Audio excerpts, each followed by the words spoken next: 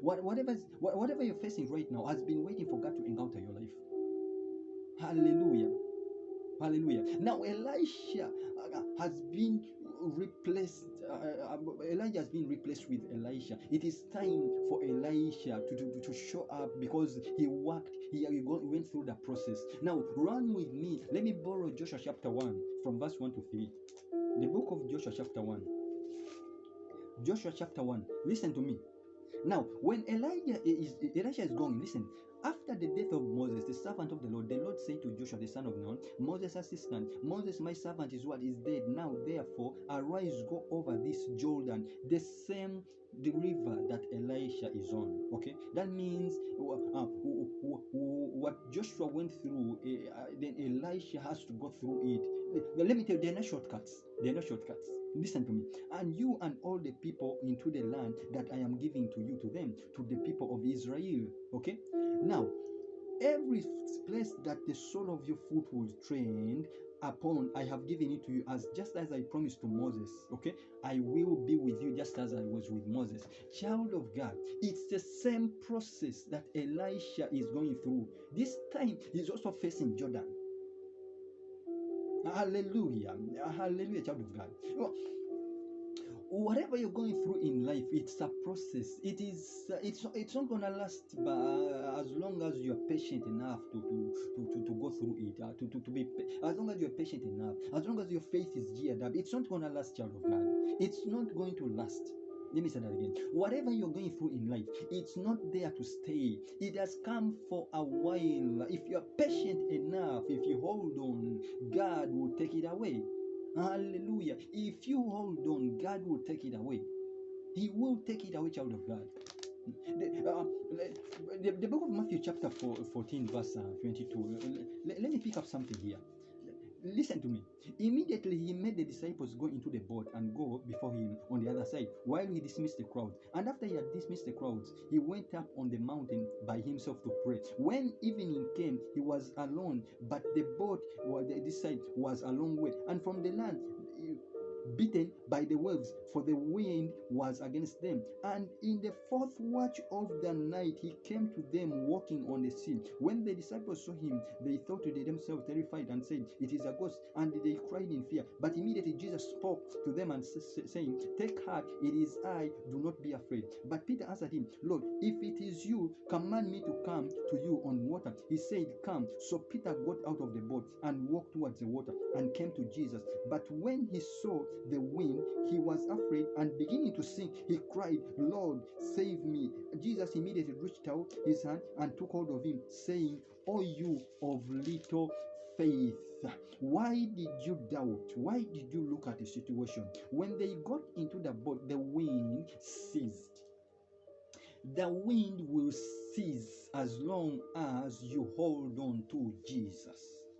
The wind of issues, the sickness, as long as you get together as a family, as long as you rekindle that altar and trust God, that is the author and the finish of your life. Hallelujah. The wind ceases, but Peter, Jesus calls to Peter, tells him, "Come, because I am waiting for you." God was waiting for Peter. Now, Peter began the road very well. You began very well. He was looking upon Jesus. But in the middle of the journey, there was a wind. And God never told Peter that there would be a wind. You see, God never told you that in this journey you will go through trials. He never told the children of Israel that listen, God promised the children of Israel, that is in Genesis chapter, let me borrow it.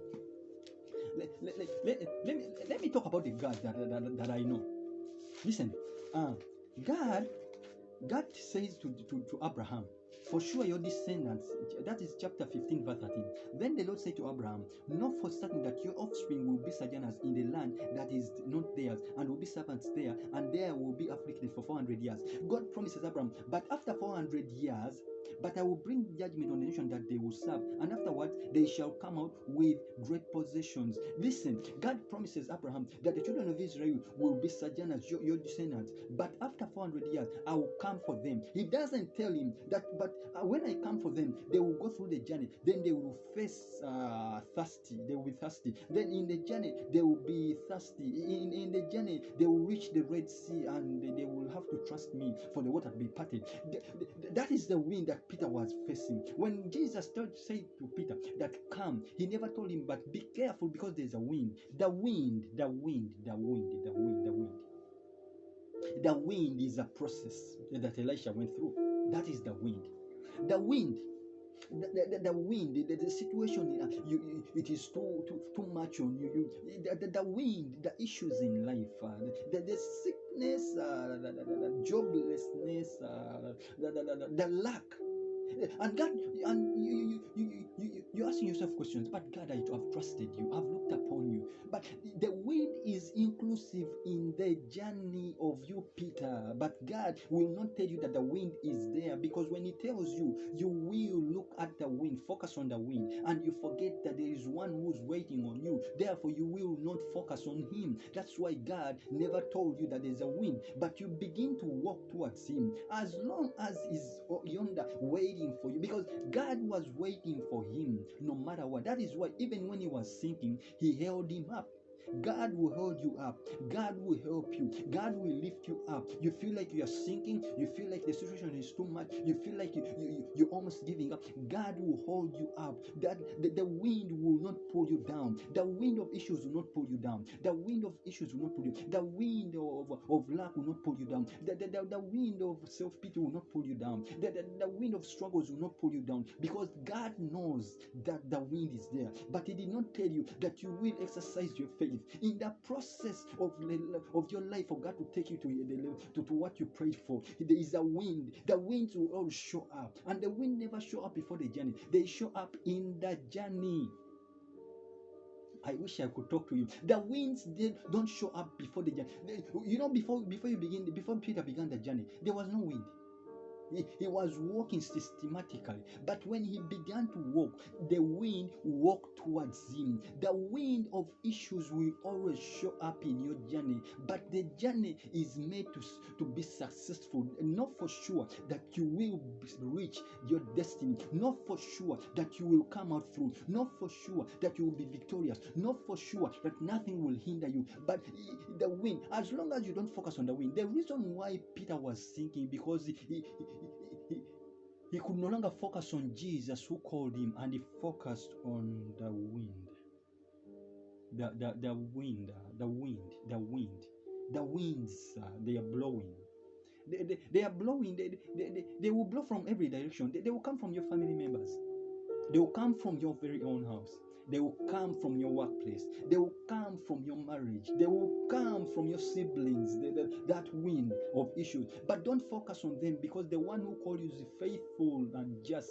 He will hold you up when you're sinking in issues, oh God. When you're sinking in worries, oh God. He will hold you up and He will pull you up. Hallelujah. For the Lord to encounter you, He's gonna have to take away all those winds, as long as you don't focus on them, that His purpose will be fulfilled for your life, because there's a purpose waiting on you.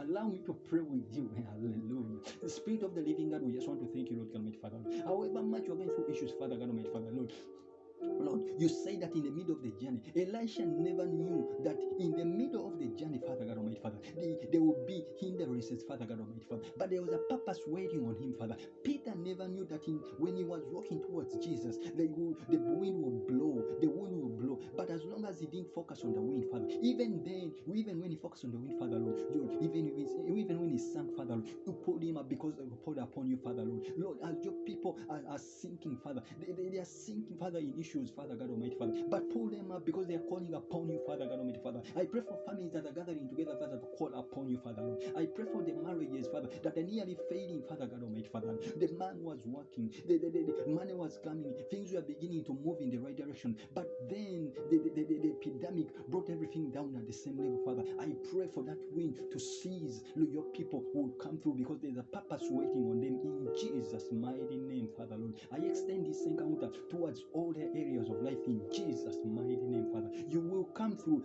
That wind will not last as long as you don't focus on it. You will come through. You will reach yonder to the glory of God.